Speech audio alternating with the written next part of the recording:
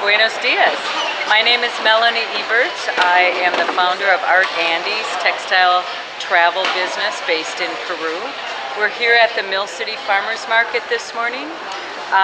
Today what we're finishing up has been a 2-week project of weaving a piece for the Mill City fundraiser that is happening September 7th.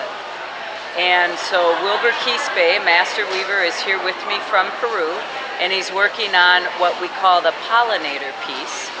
And so we'll show you all the steps involved to making this great tapestry that'll be part of the live auction ceremony that they're having here at the soiree. So far he's got about 50 hours into it, and I think it'll be about another 12 before he finishes. Wilbur goes back to Peru on Tuesday, so he's got to finish the piece, take it off the loom today, and then he does some finishing work on it after that. So the piece that he's working on is actually the Pollinator design. He's got flowers, hummingbird, trees, bushes, a butterfly, all of that in here. And when I asked him to do something that represented nature, to kind of highlight as well the decline of our bee population, it was interesting that he had no idea there was an issue with the decline of the bee population, because in Peru I don't think there is. So I'm going to be researching more about that.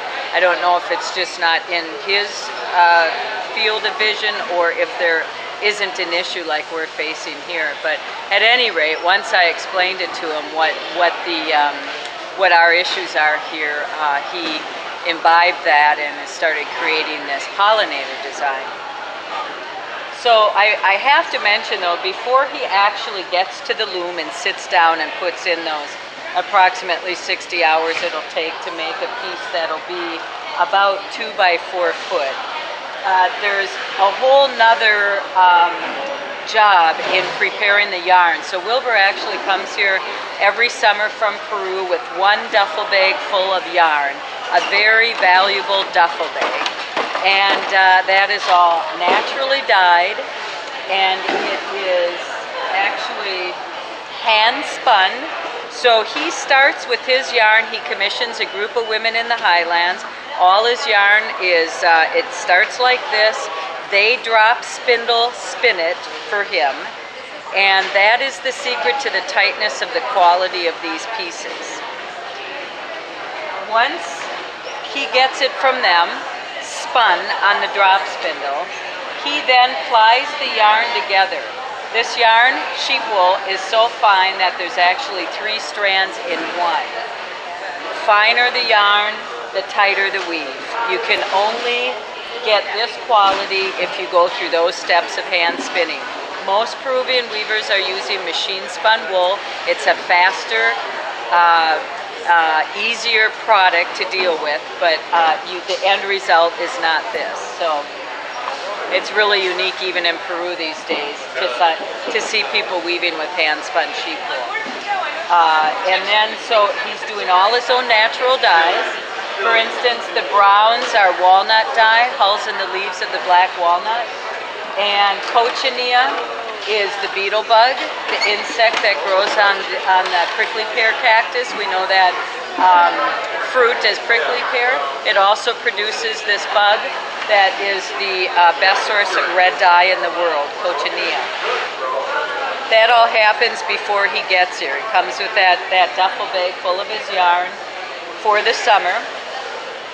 So this piece is interesting because not only is it a nature scene, but when you look at these colors here, it's also a garden variety of natural dye colors. This rug has just about every natural dye plant or insect available right in this rug.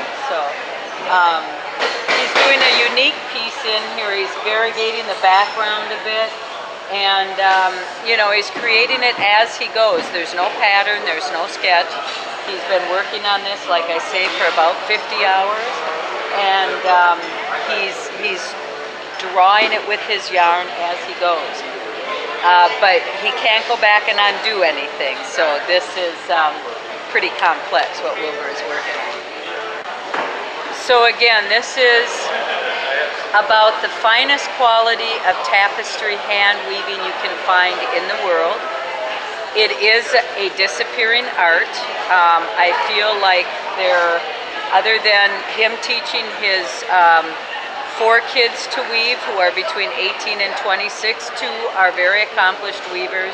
We don't have a lot of people coming up through the ranks to want to intern to take on this craft. So we're doing our best, and Minneapolis has been a great place to honor this handcraft and provide a good outlet for him. And I bring people to his house on my Peru trip, so that's also a little bonus. And so this piece will be the featured live auction item on September 7th at the very fun and classy soiree that they put on here at Mill City Farmers Market.